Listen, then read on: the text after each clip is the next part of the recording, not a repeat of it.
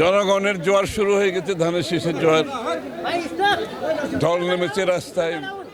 মানুষ যার জন্য অপেক্ষা করেছিল গত 16-17 বছর, তাদের ভোট দেওয়ার অপেক্ষায় আছে তারা।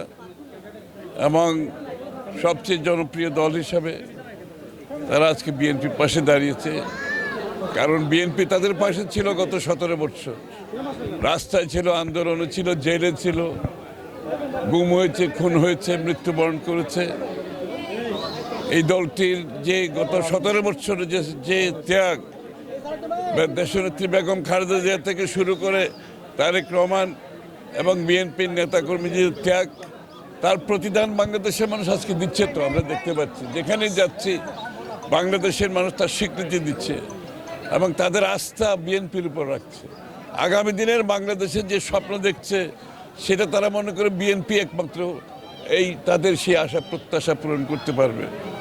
এবং বিএনপির জনগণের সাথে আস্থার যে রাজনীতি, সেটা আবার গণতন্ত্রের দিকে আমরা যাচ্ছি সবাই মিলে।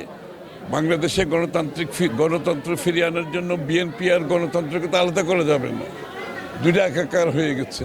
সুতরাং গণতন্ত্রের যুদ্ধে আমাদেরকে জয়ী হতে হবে।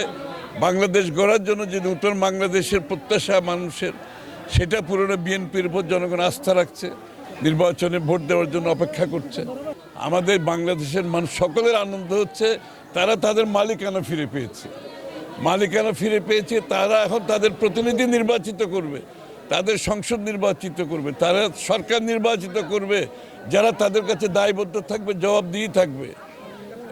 এটা থেকে বাংলাদেশের মানুষ আজকে প্রায় 17 বছর বঞ্চিত।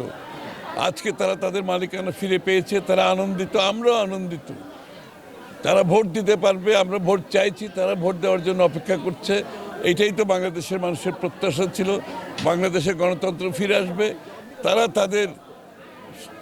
তাদের মুক্ত নাগরিক হিসেবে, স্বাধীন নাগরিক হিসেবে তাদের নাগরিক দায়িত্ব পালন করতে পারবে।